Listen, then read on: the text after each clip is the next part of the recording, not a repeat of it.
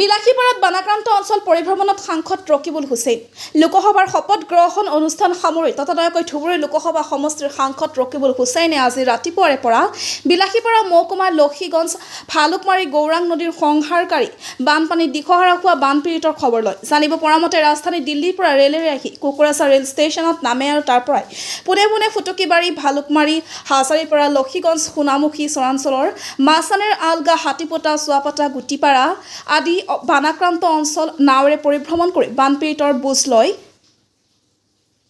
কৈছে ধুবুৰী লোকসভা সমষ্টিটোৰ বানপীড়িতক কিদৰে সহায় কৰা যায় সেই সন্দৰ্ভত কেন্দ্ৰীয় ৰাজ্য চৰকাৰৰ লগত আলোচনা কৰাৰ আশ্বাস দিয়ে। তাৰোপৰি বিলাসীপাৰা মহকুমাধিপতি তথা সংশ্লিষ্ট বিভাগীয় কৰ্তৃপক্ষৰ লগত ফোনযোগে বানপীড়িতক কিদৰে সহায় কৰিব পাৰি তাৰো সমস্যা সমাধান উলিয়াবলৈ চেষ্টা চলাব বুলি আশ্বাস দিয়ে। ইতিমধ্যে বিলাসীপাৰাৰ মহকুমাধিপতি ৰাজচক্ৰ বিভাগৰ মণ্ডল কানুনগোসহ নাৱেৰে বানপীড়িত অঞ্চলসমূহ পৰিদৰ্শন কৰি বুজ লয়। লগতে পশুধনৰ খাদ্য যোগান ধৰাৰ বাবে ব্যৱস্থা লোৱা বুলি জানিব পৰা গৈছে। বিলাসীপাৰাৰ পৰা জহিৰুল ইছলামৰ report, north east frontier news.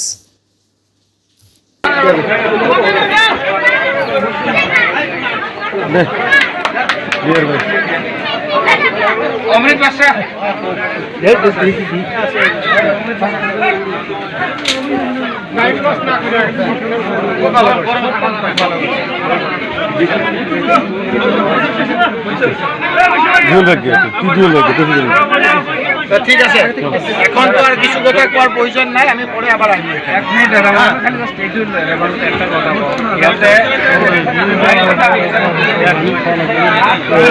প্রোগ্রামে তেজ মারি দেয় কে জাহান